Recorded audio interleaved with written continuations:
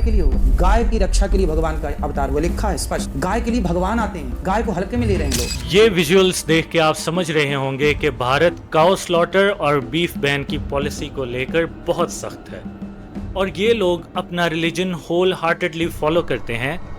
क्या हकीकत भी ऐसी ही है या ये सिर्फ एक दिखावा है? क्या आपको ये पता है कि दुनिया में सबसे ज्यादा गाय का गोश्त कौन बेचता है? अमेरिका, ब्राजील या फिर कौन? आपको ये जान के शायद हैरानी होगी कि इंडिया आज 3.8 बिलियन डॉलर्स की अर्निंग के साथ दुनिया का सेकंड लार्जेस्ट बीफ एक्सपोर्टर है और इसमें लेदर भी डाल लें तो बात 8 बिलियन डॉलर्स तक पहुंच जाती है। साउथ ईस्ट एशिया और मिडिल ईस्ट इनके सबसे बड़े खरीदार हैं।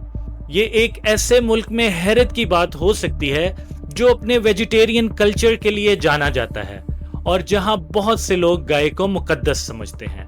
देखिए, पहले के जमाने में आंगन किससे लिपते थे? चूल्हा किससे लिप? आज तो गैस का जमाना है ना। 50 साल पहले आप चलिए तो सबके घर में लकड़ी और कंडा था। कंडा समझते? ओपला। आप जहाँ बैठ के भोजन करते थे वहाँ गाय के गोबर से लिपा जाता था। हमारी माताएं बहनें गाय के गोबर से आंगन लीप के और आपके लिए रोटी बनाती थी। गाय के गोबर में माँ के हाथ सने रहते थे और आपको काजल लगाती थी। कहाँ बदबू थी? आज के फैशन जमाने में लोग गाय से देखे इतने दूर चले गए, वरना हमारा गाय से कितना पुराना रिश्ता।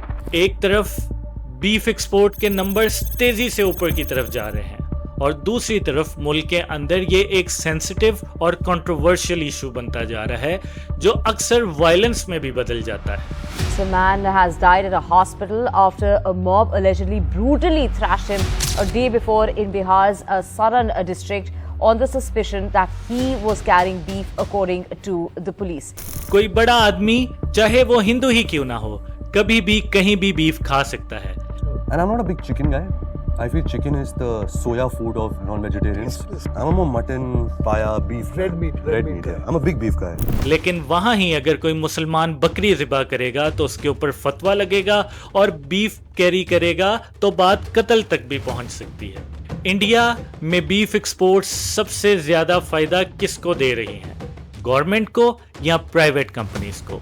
तो जवाब है दोनों। गवर्नमेंट को इस एक्सपोर्ट से करोड़ों का रेवेन्यू जनरेट होता है और प्राइवेट इंडस्ट्री में लाखों लोग एम्प्लॉयड हैं जिनमें मुस्लिम्स, हिंदूज, क्रिश्चियंस सब शामिल हैं। और एक रियलिटी चेक या फन फैक्ट ये भी है कि दुनिया के सेकंड लार्जेस्ट बीफ एक्सपोर्टर के टॉप 5 एक्सपोर्टर्स की बात करें तो उसमें से 3 हिंदू हैं। अब जो है वो तो है, पर समझ ये नहीं आई भाई कि अगर आप हिंदू हैं तो एक कंपनी का नाम भी अपने मुताबिक रखिए ना। ऐसा क्यों कर रहे हैं? अब ये देखिए, Al Kabir exports private limited के ऑनर्स मिस्टर सतीश और मिस्टर अतुल सबरवाल हैं। अरेबियन एक्सपोर्ट्स प्राइवेट लिमिटेड के ऑनर मिस्टर सुनील कपूर हैं। MKR Khan frozen food exports private limited के ऑनर मिस्टर मदन एबट हैं। You should be proud of what you are.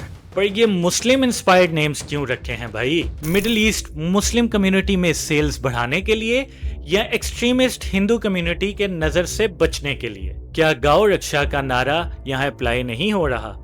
क्या ये डबल स्टैंडर्ड्स नहीं है?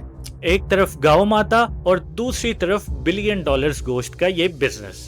इंडिया की कुछ स्पेसिफिक स्टेट्स में काउ स्लॉटर लॉज काफी सख्त हैं, जिनमें सबसे ऊपर ऑब्वियसली गुजरात है और फिर दिल्ली, हरियाणा, हिमाचल प्रदेश, यूपी, जम्मू कश्मीर, लद्दाख, पंजाब, उत्तराखंड और बाकी सब। लेकिन साउथ की कुछ स्टेट्स जैसे केरला और तमिलनाडु वगैरह में बीफ कोई मसला ही नहीं है। By the way, Keralites are really cute people. Literacy rate is 100% amongst them और इस डायरेक्शन में वो सर हिलाते हैं यूं। उनसे पूछो ना हाँ ना का, पता ही नहीं चलता आपको कि हाँ कह रहे हैं या ना कह रहे हैं। केरलाती बीफ लब या मनो।